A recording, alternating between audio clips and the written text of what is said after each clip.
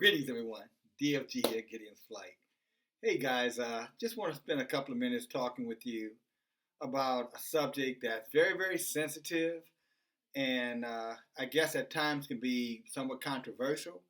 But in truth, you know what I'm saying, in terms of being able to validate it scripturally, uh, I feel that there is no controversy and there is uh, debating the topic. To me, there's no confusion there because, if the master said it, then I believe it. Now, obviously, each and every one of you have to make your own decision along the lines of your convictions. But in tonight's message, what I want to talk about is the power, of healing. And not only the power of healing, but in this instance, demonic. How do we free ourselves from um, demonic oppression? And it's a very serious topic. And many, many of our people, you've heard me talk about it before, are suffering from, possessions, demonic possessions that are being prescribed by medical science as, something other than. So in essence, we're being misdiagnosed. And I will tell you this, not only being misdiagnosed, I think we're intentionally being misdiagnosed. Now, to be clear, I'm not saying if you go to the doctor and he gives you some type of anxiety medicine because you're having anxiety attacks, that's not what I mean when I say misdiagnosed. What I'm saying is that the medicine that he's given you, most likely for your anxiety, is never going to heal your anxiety. In other words, your anxiety is never going to go away. It's just going to be delayed until the moment you're not taking that medication. And then you'll find out that your anxiety never went anywhere. It was just being seduced, by the portion, for lack of a better term, medication, but I'm going to call it a portion. They gave you this portion to drink or to take, and then it disguised your illness until that portion wore off, and then your illness came back, okay? So that's what I mean by misdiagnosed. But I'm going to talk to you about a couple of things, your own decision, not trying to influence you, not trying to tell you what to do. This is strictly for your information purposes only. You do with this information whatever you want to do with it. Myself personally, if I didn't have a certain level of conviction behind it, I wouldn't waste your time, and surely I wouldn't waste my time even discussing it with you, okay? But before we get farther, Hebrew Israelites who are of the Hebrew culture language, okay? Even though most of us don't speak Hebrew in its entirety. And I digress. I'm not even going to get into that. So let's just call us who we really are. The tribe of Judah are, are one of the 12 tribes of Israel. Israelites, okay? So first I'm going to go to our history book. In our history book, something I want to point out. And then I'm going to migrate over to where I'm going, I promise you. And I'm going to go through it pretty fast, by the way. But it says here, and I'm going to go to Romans 15 and 4. You heard me read this if you saw the video a couple of days ago. It says, for whatsoever things were written aforetime were written for our learning, that we, through patience and the comfort of the scriptures, might have hope. Okay, again, this is Romans chapter 15, verse 4. It says, for whatsoever things were written aforetime. In other words, aforetime means in ancient times. Before times were written for our learning, not converting. Okay? Not for you to get the Holy Ghost and go join Creflo Dollar's church. That's called seduction. Okay? This is written for your learning. Okay? For our learning, that we through patience and comfort of the scriptures might have hope. So for you guys who run away from reading his history book, the so-called Bible, looking at it as some type of enemy of state, you're missing out. Some of you guys are on medication because you're doing it. How about that? The only medication you really need for comfort and for hope, you follow me, is this. Although you're doing all kind of other things, some legal and illegal, just to get, the comfort that you want, or the comfort of your mind some form of satisfaction, happiness, or some type of hope that tomorrow will be better today, and you're doing other things when really the only thing that you should be doing, or the thing that's going to be the most long lasting, let me say that better, is this. Okay? So, and then let me move on, because I'm going to get right on into the meat of this right after this. Now I'm going to move over to, this is going to be 2 Corinthians chapter 4, verse 4. And it says, just as a reminder, in whom the God of this world, Satan, had blinded the minds of them which believe not. So if you're not learning over here, you're not studying over here, then you're probably going to be blinded today, or you're probably blinded right now. So blindness simply means you're not going to believe anything anybody tells you. It's not talking about literal blindness. It's talking about, a mental blindness. In other words, your brain is locked in. It's almost like a reprobated state. No matter what anybody says, nothing is going to soak in. Nothing is going to be able to be retained. And quite frankly, you're going to resist it with every inch and ounce of you. You'll cuss everybody out, all of us out, before you would hear what this has to say when it says you're blinded. That's what that means, okay? So you can gauge yourself in that regard. All right, let's get over to the object of the message. Now, a lot of the mental issues that we're having, guys, a lot of the things that we're dealing with psychologically, mentally, guys, believe it or not, is due to us needing those things removed from us through a form of what I would call exorcism.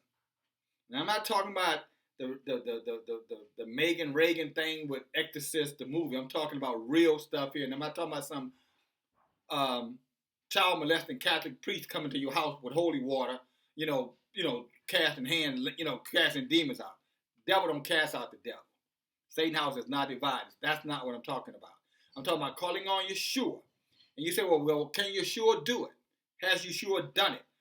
The scripture teaches us do the learning. So if you're reading Romans 15, that's why it's telling you, verse 4, for our learning. So if you had learned, if you were learned and have taken the time, you would already know what I'm going to share you. But that's no condemnation. That's no judgment of you. I'm just sharing with you, how did I find out? To study and a desire to know the truth. Okay? So here we go. I'm going to give you 7 examples and I'm going to give you what happened, okay? There are 7 major exorcisms accounts in the Gospels which have details, and they imply specific teachings.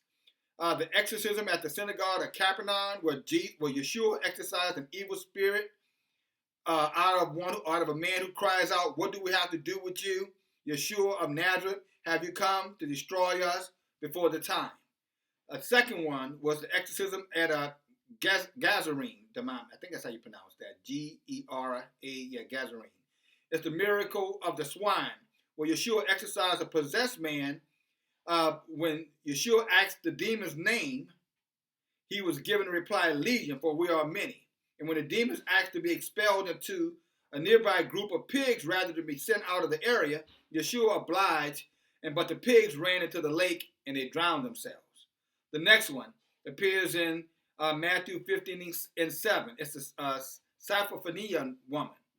A Gentile woman asked Yeshua to heal her daughter, but Yeshua refuses, saying that he has been sent only to us, the lost sheep of the house of Israel. The woman persists, saying that dogs eat the crumbs which fall from their master's table. In response, Yeshua relents and informs her that her daughter has been healed. Okay? So her daughter was possessed by demons, by the way. You can read it again, Matthew chapter 15, 21 to 28, Mark chapter 7, 24 to 30. Then you got the exorcising of the blind and mute man appears in Matthew chapter 12. Yeshua heals a demon-possessed man who was blinded and mute. People were astonished and asked, could this be the son of David? All right? So think about it. A man was blind and mute, and his blindness and mute was because of demon possession. Who would have thought it? Who would have thought it?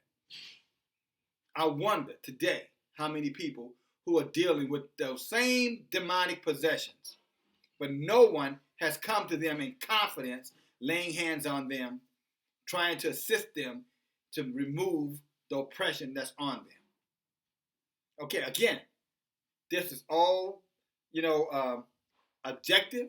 You have to make the decision. But I will tell you about a situation that happened with me recently. My sister had, and I'm sure she won't mind me telling this story. But my sister had been afflicted with a major stroke. I mean, so bad that a good friend of hers had to notify the medical center, and had he not notified the medical center when he did, she very, very well could have passed away. She could have died. And so they had to rush her into the hospital, and where she remained for several weeks. But in the first few days while she was there, she could not swallow, she could not talk, she could not use pretty much none of her natural body functions. And it had gotten so bad, they became concerned because she wasn't eating. And so they came up to her and said, hey, look, we want to put, what they call a feeding tube, what we call it, down her throat. And my little sister was having nothing to do with it. She was like, no way. I said, my little sister, guys, okay, we're not children. So my little sister is, up in age. She's not an old lady, but she's middle age, okay? But she's younger than me, so I call her my little sister. But anyway, she refused it. And, and so I happened to come in to relieve one of the people who had sat with her that night. And I talked to her. I said, hey, little sister, I said, if you don't want to eat, first I asked her, I said, do you want the tube? She said, no, I don't want the tube. I said, well, you realize you're not going to be able to eat? She said, I know, but I don't want the tube. I said, okay. I said, here's what we're going to do then, little sister. I said, let's do this. Let's take this time that you can't eat, and we're going to just call it a fast for the Most High. We're just going to fast to the Most High and say, you know what? Rather than sit here and feel like I'm suffering because I can't eat, I'm going to dedicate my body to you for healing. And that's what we're going to believe. And we're going to just say, you know what? That way when you get hungry and you want something to eat and you know you can't eat or you're not going to eat, that way you can process and say, you know what? I'm doing this unto Yeshua. And so I laid hands on my little sister. I prayed with my little sister that she'd have the faith and the strength to do that. Now, the doctors were in there probably at 7 o'clock that morning, and they diagnosed her that either you have to take a feeding tube or her health would continue to deteriorate because she needed to eat. Do you know that we prayed together, me and my sister, about 8:30. Do you know they came back in for the next round about 9:30, 10 o'clock? Guess what my little sister was able to do? You got it right. Eat. They were shocked. Everybody was shocked. Even I was shocked.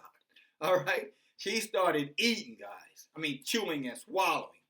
And it was just the most amazing thing. And I'm a faith man, but I'm going to tell you something like this, brothers and sisters. If I ever had a moment where my faith went off the chart, I'm like, holy, I'm like, I should be using the whole, I was like, whoa! Obviously, you can see right now I'm still excited and happy about it, but even it reminded me of this man going to the Messiah, and he was saying that he had faith, and because Yeshua asked me, he said, well, do you believe? He said, yes, Lord, I believe. He said, but help my unbelief. I was that guy. Yes, I believe. But at that moment, when I started happening, I was like, yeah, I believe, but I think you helped my unbelief, okay? And so to this very moment, I say this before the Most High, I say this as many, many witnesses.